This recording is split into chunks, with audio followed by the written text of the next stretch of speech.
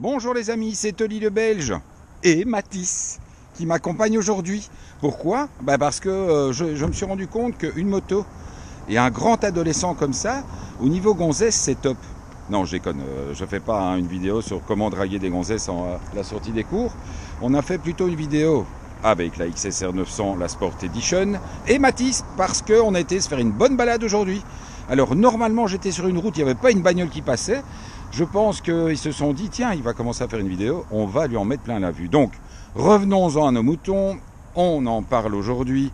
Donc Mathis, j'ai été le chercher ce matin, il était prévenu depuis 15 jours, on allait rouler avec tonton aujourd'hui. Donc qu'est-ce qu'on fait dans ces cas-là? On essaie de trouver des vêtements adaptés. Là, un bon petit casque à sa taille, la jolie veste, et quand vous avez la chance, comme moi, d'être partenaire avec un fabricant d'airbag, un airbag aussi en plus, ça c'est quand même le top du top. Alors ce qui est très important avec un enfant, avec un grand enfant, un préadolescent, pré-homme, c'est de discuter d'abord des différents signes pour savoir s'il y a un souci, si je vais faire une accélération, comment monter sur la moto, comment descendre, à quel moment descendre, parce que c'est vrai que ça peut complètement déstabiliser la moto. Donc nous, on a mis au point, donc quand j'accélère, je lui tape sur le genou, quand il a un souci, il me tape sur la jambe, et également, donc toujours bien comprendre que voilà, il doit monter lorsque je lui dis, et il doit surtout attendre un coup de casque, enfin un coup de casque, pas un coup de casque sur sa tête, hein, un oui du casque pour descendre la moto. C'est super important parce que vous risquez toujours de déstabiliser un motard en bougeant d'une manière surprenante. Ce qu'il y a aussi, c'est qu'effectivement, il faut responsabiliser le passager parce que c'est super important de savoir que s'il tourne la tête, s'il appuie sur les repose-pieds, s'il fait n'importe quoi, la moto réagit d'une manière différente. Pour le reste, évidemment, adaptez votre conduite. Adoptez une conduite souple et tranquille et testez petit à petit votre passager. Donc si vous le sentez tendu dans les premiers virages, ça ne sert à rien de commencer à prendre de l'angle comme un fou parce que tout ce que vous allez faire, c'est le stresser. Donc soyez souple, soyez toujours bas dans les tours. Ça permet aussi au passager d'être plus cool parce qu'il a moins l'impression que la moto va cabrer ou n'importe quoi. Voilà, donc pour le reste, voilà, moi ce que je voulais dire, c'est ce n'est jamais le bon moment, un dimanche après-midi, après 3 heures de barbecue et 4 bouteilles de rosé, d'aller se balader avec le fils du copain parce qu'il a vu la moto dans le garage et qu'il a vraiment envie d'en profiter. Non, c'est pas une bonne idée. Amener un enfant à moto, ou un adolescent ou n'importe quoi, c'est quelque chose qui est important, aussi bien pour le pilote que pour le passager.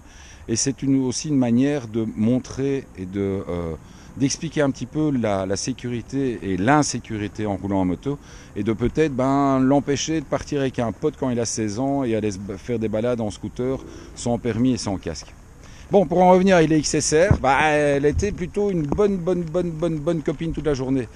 C'est clair que le 3 pattes peut être très souple en roulant vraiment sur le bas du régime. Le 850 est vraiment très à l'aise. Il est certain que ça reste une moto pour pilote passager, la selle elle est pas délirante, hein, les gars. C'est pas du moelleux.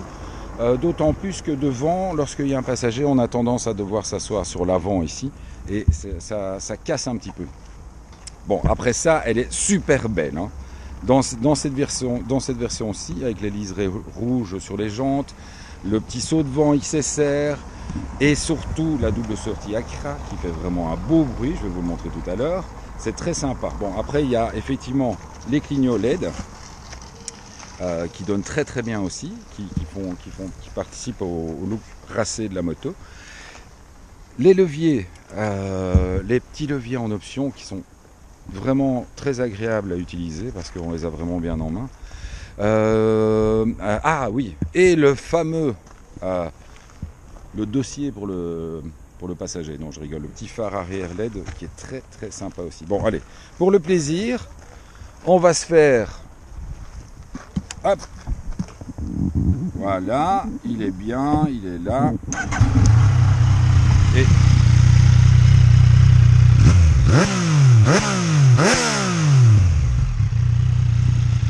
ça donne bien quand même, hein. Et pourtant là il y a le DB Killer dedans, donc franchement Avec le 3 pattes, laissez tomber le fait de virer les DB killers parce que c'est très bruyant. Et c'est très embêtant pour les... Enfin, c'est très mauvais pour l'image des motards d'ailleurs. Bon, alors, cette semaine-ci, donc on a fait ça, la XSR 900, je vais la reporter mardi et vendredi. Vendredi, la MV Agusta, maintenant. Donc samedi, je vous fais une première vidéo et après cela, les gars, pendant une semaine, je vais vous taper des vidéos tous les jours. Pour ceux qui souhaitent m'accompagner en Suisse, enfin m'accompagner psychologiquement en Suisse, eh bien donc vous aurez des vidéos tous les jours de la petite balade avec la MV Agusta. Bon allez Mathis, tu dis au revoir. Au revoir. Et nous on va, bon, et c'est bien de faire des vidéos les gars, mais on va un peu aller se balader aussi. Hein. Allez, ciao les poulets.